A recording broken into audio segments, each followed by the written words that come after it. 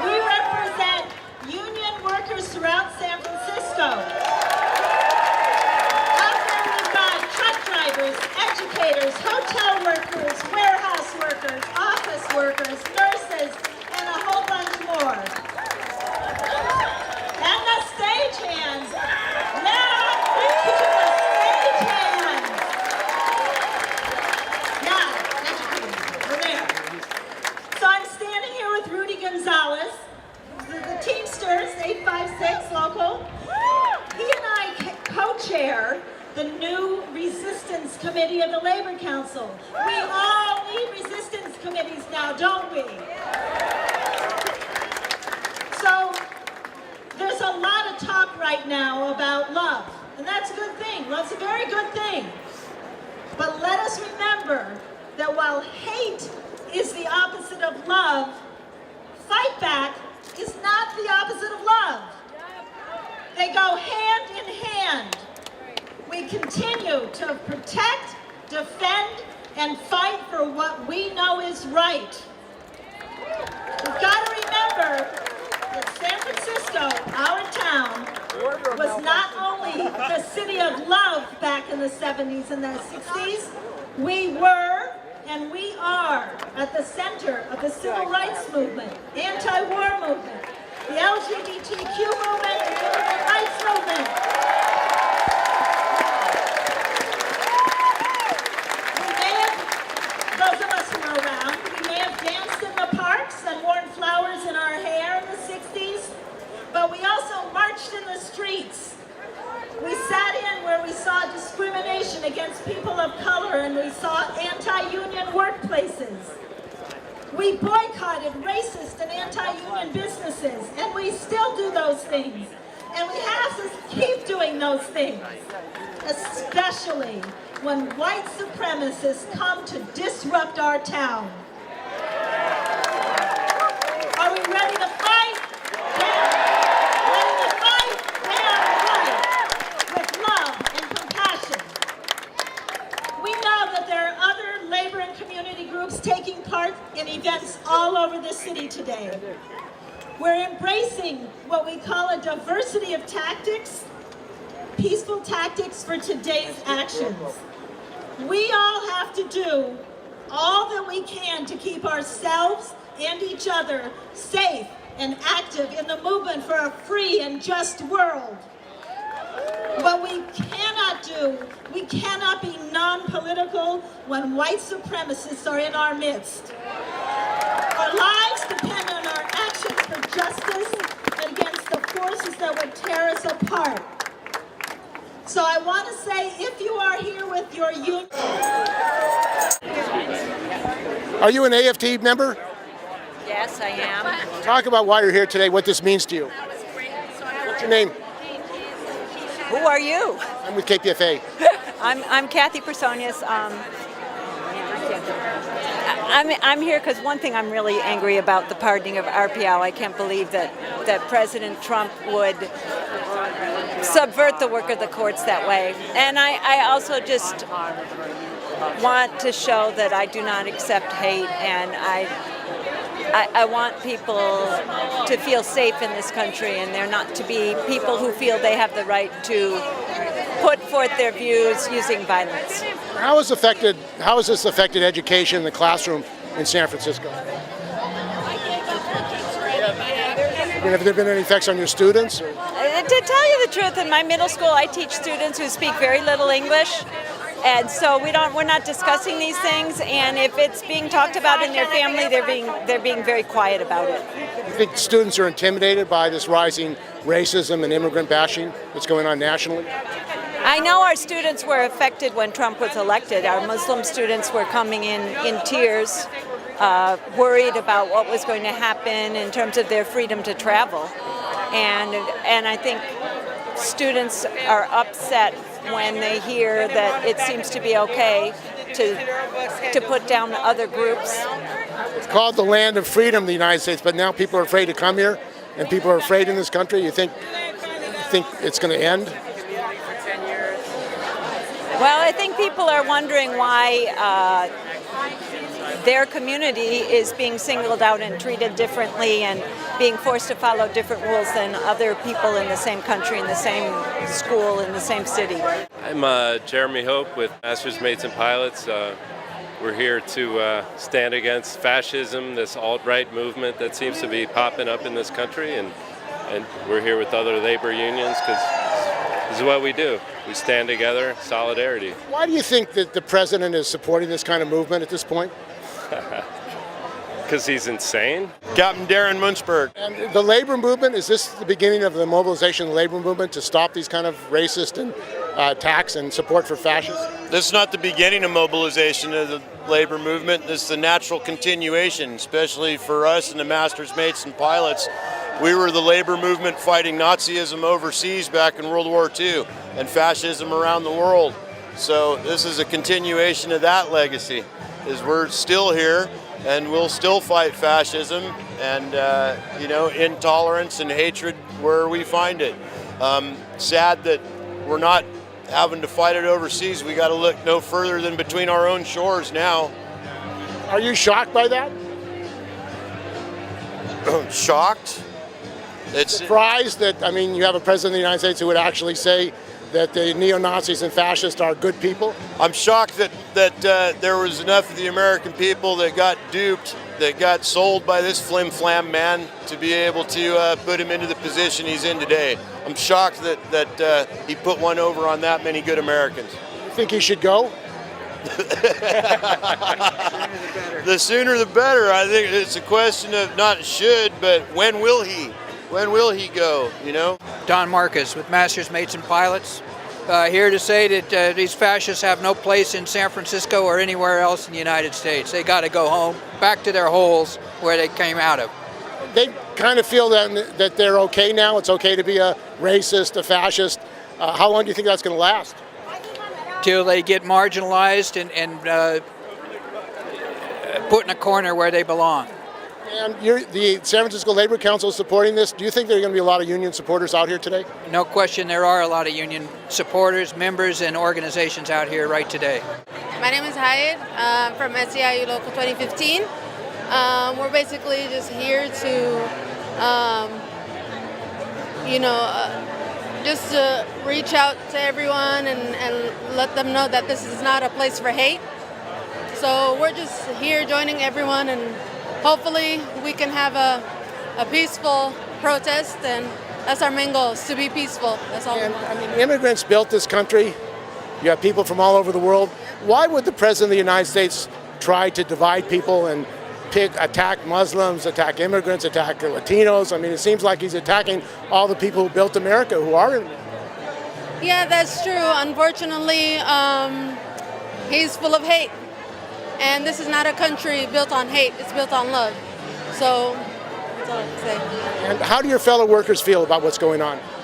How do I what? Fellow workers feel about what's going on. How do your fellow workers feel about what's going on? Well, they feel threatened. They're afraid to be, separated and divided by their families. And that's what we're trying to do, is fight for them and fight for everyone in this country. What's your name? Hyatt from SEIU. They have to work 2 and 3 jobs to make things happen for their families. And California's a rich state. There are 30 billionaires in San Francisco, 130 in California. Why can't they afford decent wages for home care workers? Because they don't want to, because they want 2 kinds of people, the rich and the poor. And they don't care about working people. All they care about is money and big organizations. Even the mayor doesn't care. What's the mayor done in San Francisco, Ed Lee? Nothing but bring big business here. You mean his friends? Yes, definitely. Give tax cuts to the big companies, tech companies? Right, and he doesn't care about the working class, and the working class voted for him. Okay, but he hasn't done anything for people, working people. He doesn't care. And his board of supervisors don't get it either. Yeah, I mean, you have like people sleeping on the streets, people can't get homes, even many home care workers, $12, $15 an hour. How do you live on that in San Francisco? Like I said, some of them just exist. And some of them have to live in unsuitable situations. Some of them even have to live in shelters, but they still work. And home care workers are doing public work, really. I mean, for the people. Should they be public workers like other public workers since they're doing public work? Well, they have this plan that home care workers don't fall under that category. That's their norm. So they're excluded from... Yes, definitely. Okay. How are you here today? It's obvious, isn't it? You think that this Charlottesville and what they're doing is creating a backlash in America? Absolutely. I hope so, because it's really not patriotic and it's really not all right. Okay, thank you. Say anything about what's happening today? I'm really glad to be here in a place that's kind of the symbol of pluralism here in San Francisco. That's what this country is about. It's not about all one thing. And I've got family history that's been on the wrong side of white supremacy and Nazism. So it's really important to me that America doesn't go that way. It seems like there's a massive opposition to what happened in Charlottesville and Trump's position that they're just good people like everybody else, the neo-Nazis and fascists. I don't think they're just good people like everybody else. I believe they might think that they are, and I believe they have the potential to be again if they renounce those beliefs. But right now, marching with swastikas and Confederate flags, no, they're not acting like good people. And you think these marches are going to have an effect in this country? I hope so. I hope what it shows is that there really are more people who love than who hate. I hope the numbers come out. I am with the United Educators of San Francisco, and I'm here to protect my kids, the kids in my classroom. How have they been affected? Yes? How have these kids been affected by this growing racism attack on immigrants? I can tell you the day after the election, I've never seen the halls of my school so somber and so quiet and so down. And these kids are wonderful. They are the future of America. Is your union supporting this action here today?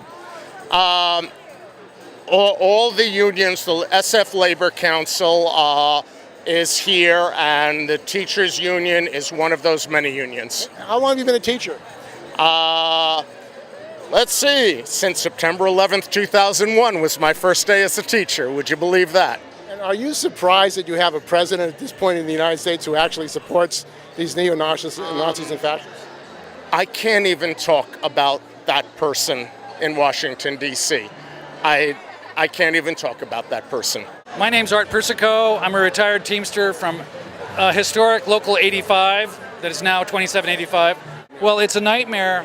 My parents and my older brother, they all three have passed away. They were in Warsaw in 1939 in September when the war started. They escaped to the Soviet Union. I lost a lot of family members in Poland. There are 3 million people died. 3 million Jews died, and 6 million total people were killed in World War II, half of them Jews. The Jewish population in Europe was devastated, and I have a very tiny family now as a result. So it's very disturbing. It's like my whole life I've been paranoid for a reason, and now the reason's here, and we need to do something. We need to stand up, be aware, talk to each other, and decide what to do, and today is part of that. Do you think that this backlash against Charlottesville is actually creating a mass opposition to Trump and what he stands for at this point? Yes, it certainly contributes. There's been a huge jump in awareness of how poorly we're being led. I'd say we're being misled. In almost every arena you can think of, we're being misled into a bad direction. And so if there's not a time for us to come together and have events like this today, when is it? It's the people that Trump inspired to hold this initiating rally for hate and white supremacy.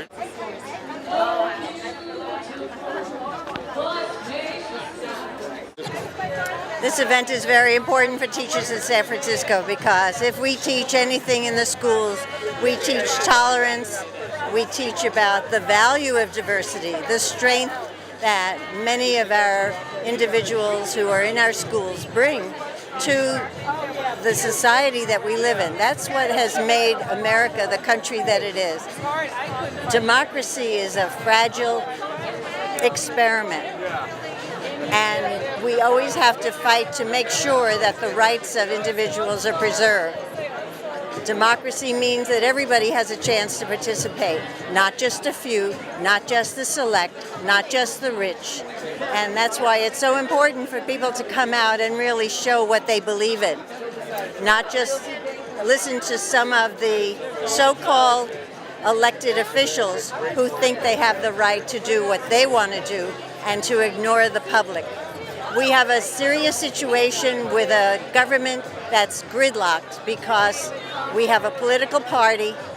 Well, we have two very impotent political parties, but they do believe in different things.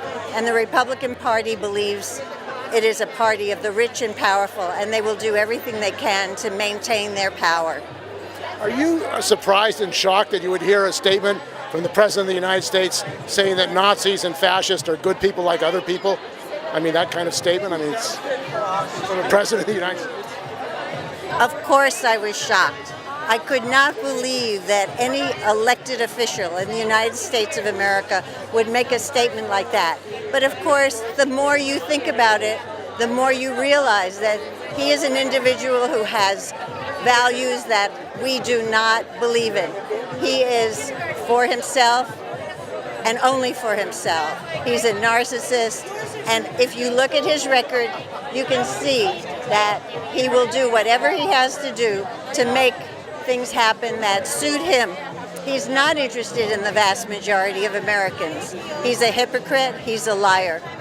You think that his actions are causing a backlash and that it's uniting labor and many other people to start to mobilize to stop this kind of attack on immigrants and minorities and support these right-wing elements? I think this may be a gift. I think we are coming to grips with the fact that in order to accomplish what we need to accomplish, to make the country economically strong, we have to fight individuals like Trump and the people he represents. He's not alone. He represents a very strong evil forces in our society. As a Jewish feminist, I am so offended by the right and what they stand for. The idea that Nazis in this country would try to have power, would try to take away the rights of other minorities, of other individuals, is so abhorrent that I think they really have mobilized a sleeping giant, people who never thought Nazism would come to America. Sure, hi, my name's Rachel Cunningham, and I am here today to represent teachers. We believe in equality, we love all races. And what is the effect on your students of what's happening in America today with President Trump? I think it's very confusing for our students to see the president and his message that's angry and violent and incites hate. And the message they're getting from teachers is not that message. The message from us is to understand each other and to love one another. The same way that we have to throw the Nazis away. I threw them away because we will not stand for racism and white supremacy. Here we stand. We stand at Harvey Milk Plaza. And Harvey Milk stood for human rights, for all our rights, really. And he made change happen. And he made justice happen. But before him, Stonewall in New York happened. And many, many other actions happened. What do you think would have happened if Martin Luther King didn't cross that bridge? He crossed that bridge, although they were all facing state violence the policemen, the state patrol, all of the law enforcement were against him, plus the white supremacists and Ku Klux Klan. But they crossed that bridge. They crossed the bridge for justice. So we are not afraid of a few fools at Alamo Park.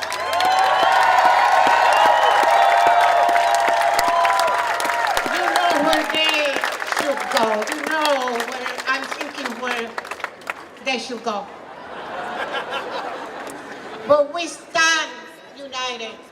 And remember, San Francisco shouldn't be an island of justice for only us.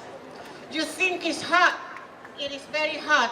But I get this on because I'm thinking of the 107-degree weather in Arizona that the immigrants that were incarcerated by Joe Arpaio suffered.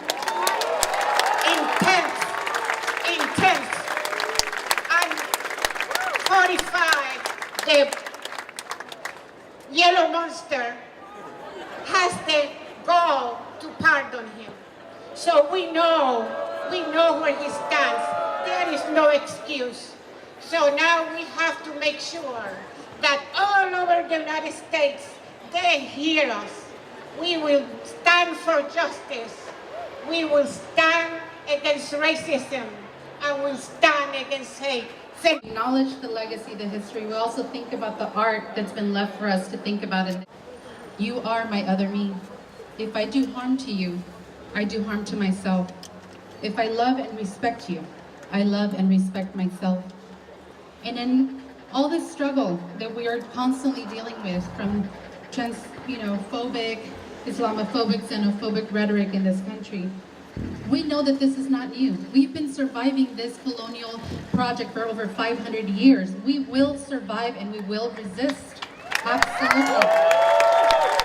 The forgiveness of Arpaio, the criminalization of undocumented people trying to leave Texas and be safe. We need to, this is why this matters, because we need to say enough. We will not stand for that. You will be hearing us. We've got to rise. We have to make a commitment to justice, liberty, and equality for all. Not just today, but every single day. We need to acknowledge that Black lives matter. And we need to address these issues at the core, not the symptoms. We need to make sure that we eradicate these systems of oppression. We cannot let another Nazi state rise, and that's why we're here. I will leave you with the last words from a poet, Audre Lorde. We know Audre, right? The master's tools will not dismantle the master's house. Remember that. We need to honor and celebrate our words, our culture, our lives, our divinity. We need to set our best foot forward in light of all this negativity, because we have legacy, we have culture, and it is going to be the tools that are going to bring LGBTQ people of color together to say it's going to be in our terms, it's going to be the way we demanded, and we're here. This belongs to us as well. So you think he's a product of the system? Absolutely. He's very logical. You should go back to Ronald Reagan. You can see how it all works. You go back to Richard Nixon.